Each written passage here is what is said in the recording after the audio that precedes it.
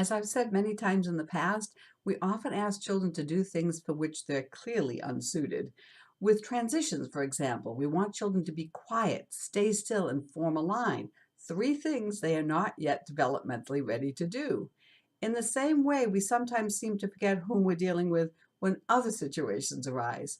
In this video, we look at three common situations and how they're typically handled, and I offer suggestions for how we might switch things up a bit to ensure a more peaceful environment. In the first situation, you've handed out equipment or props to the children for an upcoming activity, and your expectation is that the children will stand silently, holding onto the props and happily awaiting your instructions. But how realistic is that? They're young children, and young children are playful and inquisitive. The solution is to allow the little ones some time to experiment with the props and satisfy their curiosity. If you do, the children are much more likely to be ready and willing to listen to you and follow your instructions. In the second situation, you've asked the children to gather around. This is usually the case when it's circle or story time. Your expectation is that the children will be absolutely delighted to gather around because you've asked them to. But being children, they may be in the middle of something they consider far more important and interesting than gathering around. In fact, being human, it's not very realistic for everyone to be interested in doing the same thing at the same time. The solution is to get started with those who are interested. I bet that most or all of the others will eventually join in because young children are curious and don't want to feel left out. Their curiosity and desire to belong will win out sooner or later. Then there's the situation where you want to group the children by twos for a game or activity. Some children object to their partners. Your natural inclination might be to scold or to try to entice them to be nice. This, of course, leaves the other children hanging around and waiting to get started. And because they're not yet good at waiting, you might end up with additional behavior challenges.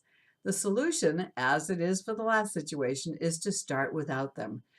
There's no reason to spend time debating with them and taking time away from the children who are ready to go, when ignoring the complaining is so much more effective.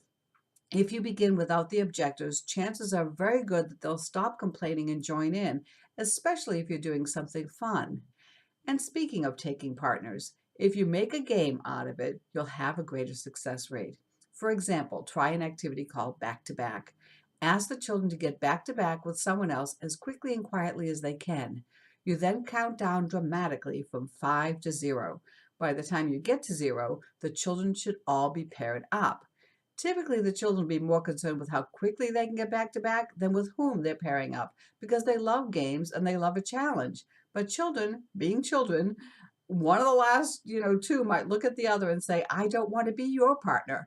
Should that happen, use the solution I've previously described. Get started without them. Chances are very good that they'll pair up and play. The overall solution, of course, is to really understand young children and their development. If we ask them to do things for which they are not yet developmentally equipped, we're bound to have problems. But if we take into consideration their ages and stages, if we respect those ages and stages and love the children the way they are, your setting is much more likely to be a joyful and productive place. I'll leave you with this quote from Temple Grandin. I thank you for watching. I hope that you'll like and comment on this video. To learn more about my work, please visit raypica.com. And while you're there, you can also purchase this script and these slides along with bonus materials. Until next time, keep your learning active.